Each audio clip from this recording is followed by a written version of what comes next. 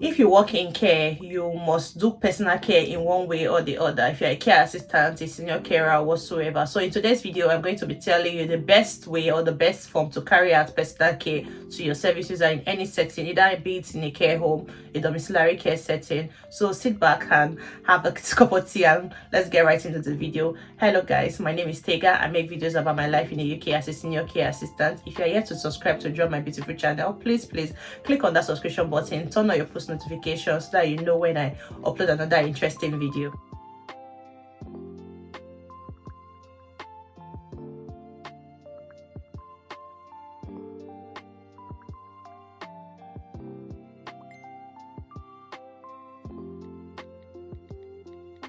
Care is everything that has to do with bathing, toileting, changing of pads,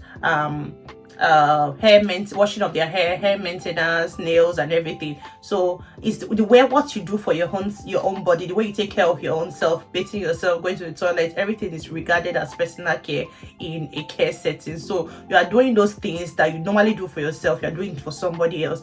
But today I'm going to talk mostly on people that are rendering personal care to the elderly. So I'm going to be listing out best way to carry out personal care for the elderly, to do it safely and making sure that that service user is safe while carrying out that procedure for them. You should make sure you do before carrying out a personal care is to check your environment, check if the floor is clean, if the floor is wet or the floor is dry, because mostly you're doing with elderly people. If they go into the bathroom and the floor is wet and slippery, they may actually lose their grip and end up falling on the floor. So if you go into a bathroom and you notice that the bathroom is wet, you have to dry the floor first to make sure that the floor is properly dried. Or if it's a wet room or anything, make sure that that floor is properly dried, and making sure that there's towels and everything that you need for that personal care that is already close by with you. The thing you should do is to make sure that the bathroom is warm. Especially this period that we're in the winter period, most services may not want to have a shower because they are cold. So but if you make sure that the environment is conducive for them, making sure that the bathroom is warm, on the radiator and everything, making sure you run the tap or something to make sure that that environment is warm before they go into there to have a shower, will actually help them feel calm and really be receptive to actually take a bath. That's point. Another thing you should notice is that check the water temperature. Make sure it's not too hot, not too cold. Elderly people, they really have soft skin and everything, so the water you can use to bathe yourself that is piping hot, you cannot use it to bathe somebody that is elderly or clean somebody that's elderly. Make sure that the water you're using to for them to have a shower, make sure that temperature is not too hot, not too cold, just warm. You can also tell them do you like the temperature like this, and they can tell you the temperature that they need. So don't just assume, just ask them what temperature they need, and regulate the temperature of the water according to what they need. And make sure that safety handles are they are properly installed or they are fitted very well. Because most times I work in domiciliary care, so I'm going to tell you my perspective. Most times when you go to their bedroom or their washroom, there are usually handles on the door, or where they sit down, there's a chair, they sit down. Make sure that those chairs are really seated properly, like it's not shaking or something, so that when they sit down they don't fall on the floor. And make sure that the safety handle in their bathroom is well fitted and the curtains are there.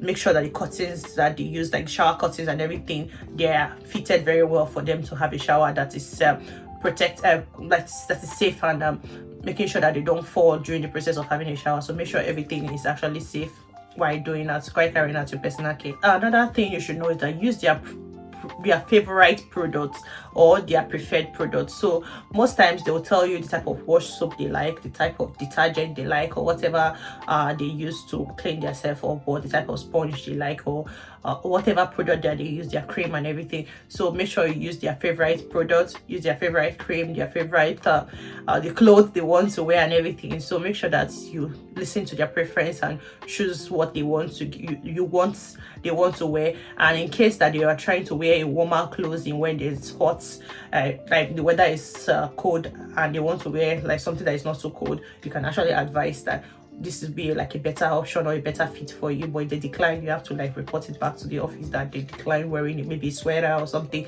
and so they will know that that person is not really well clothed when you left or something like that. So make sure that you give let them give you their preference and work with what they do. Is explain the process to them as you go. For example, when you get to the shower, oh, we're having a shower now, we're gonna be pulling I'm gonna be taking off your clothes, so that you don't just go there and just start pulling people's clothes off and everything.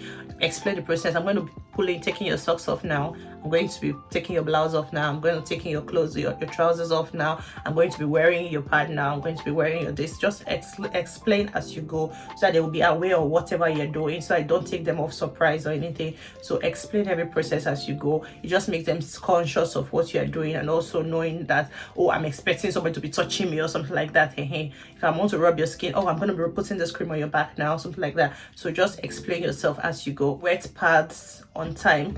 Most times when you come, their pads may be soiled, and make sure that you don't keep it to the end of the shift or something before you change that person's pad. So if you notice that they have a wet pad, just do it immediately.